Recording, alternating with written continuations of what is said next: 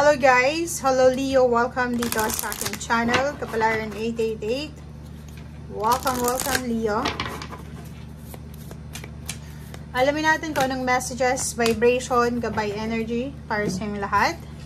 Ito ay money, career, financial reading guys. So, Leo, general reading siya, so pwede siyang makaresonate sa'yo or hindi. So, kunin mo lang yung energy na resonated sa'yo. Okay.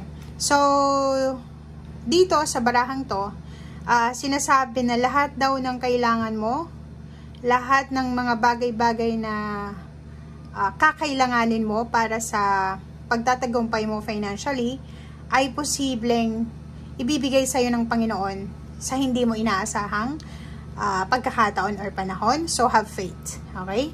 But, ang barahang ito ay nagsasabi din na if ever lang na ibigay ito sa'yo ng Panginoon ng sobrang bilis.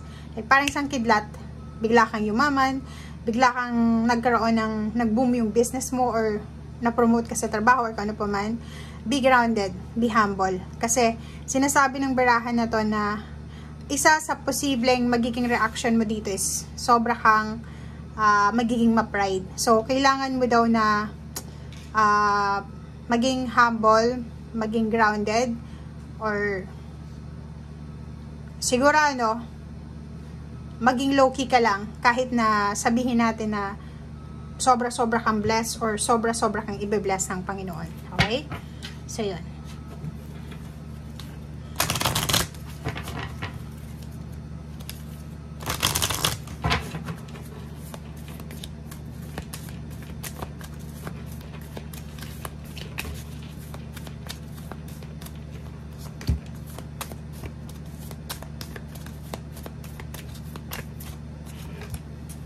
Okay. Partnership, guys.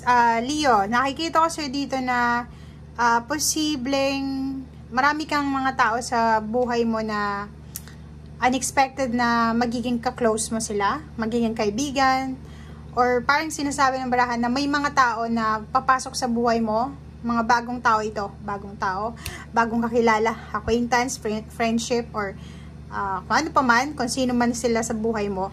Sila yung parang mag-i-introduce sa'yo sa new beginnings. Or parang maraming magsisimula na partnership na pwedeng humantong sa financial success or financial stability. So meaning, marami kang makikilala ng mga like-minded individuals. Pare-pareho yung mindset nyo pare-pareho yung purpose nyo. Yung like for example, gusto nyo yumaman, gusto nyo ng ganito ganyan, gusto nyo umasenso. So, nakikita natin dito na etong mga taong ito na makikilala mo or etong mga taong ito na magiging close mo or makakasama mo is parang nasa tamang circle of friends or circle of companion ka or friendship or kung ano man. Okay? Partnership or pwedeng mga mentors mo sila.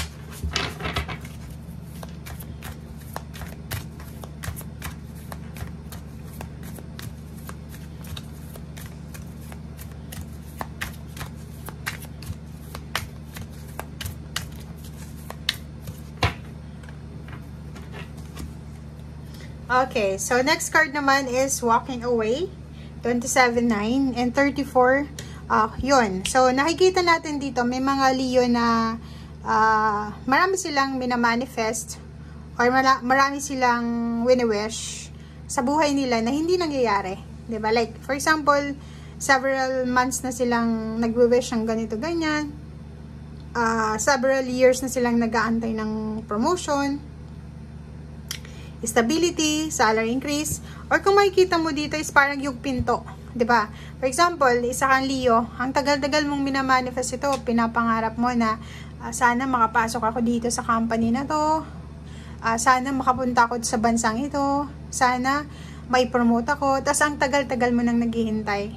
And sa wakas, kung nanonood ka sa ngayon, marirealize mo na, okay, kung hindi ito para sa akin, ginawa ko na yung best ko, naghintay na ako ng ilang taon, naging patient ako, ginawa ko yung lahat, pero until now wala pa rin. So, siguro it's time to move on, it's time to walk away na.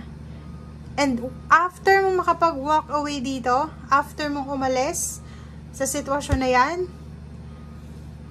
may magbubukas dito na personal healing and happiness. So, ibig sabihin, after mong pakawalan, kung ano man itong matagal mo nang ginaganon, kinikling, 'di ba? Papasok dito yung unexpected na blessings. Okay? Papasok dito yung unexpected na blessings, na biyaya. Papasok dito yung healing, personal healing sa financial, and at the same time, yung happiness. Okay? So, yun ang nakikita natin dito, Leo. So, parang yung matagal mong hinihintay ay posibleng hindi yan para sa'yo. Kasi may nakatadhana na pagtatagumpay or success talaga na inilaan sa'yo ang Panginoon.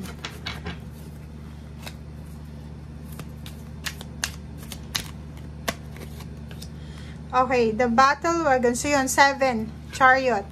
So itong chariot card na to is napakaganda na ito kasi victory and success to eh. So ibig sabihin niya, may travel dito na pwedeng expected or unexpected travel. May progress, may victory and success, recognition, rewards, awards, or any types ng victory and success yan. And yun, number 5, huwag kang masyadong mag-alala kasi on the way na. Parating na yung matagal mong hinihintay na biyaya or ikaw yung on the way na doon. Papasok ka na doon sa estado ng freedom. So, sa ngayon siguro wala ka pa doon sa freedom na yon na minamanifest mo, but sinasabi ng barahan na kung ano man tong ginagawa mo siya ngayon, siya yung magdadala sa'yo ng success. Okay? Or kung ano man tong minamanifest mo, kung ano tong tinatrabaho mo, ibibigay yan sa'yo. Okay? Wheel of Fortune and then 2 of Swords. Oh, 'di ba? So kung makikita mo diyan, sinasabi ng baraha sa'yo dito na etong pagbabagong ito is siguradong sigurado na. Hindi mo kailangan magdalawang isip or hindi mo kailangan maghintay kasi parating na siya. Etong blessings na to is dito ka na makakapagsimula ng pagkakaroon ng savings, dito ka na magsisimula ng pagkakaroon ng financial stability talaga sa buhay. And last card natin is 3 of Swords. Sinasabi ng barahan na may renewal dito.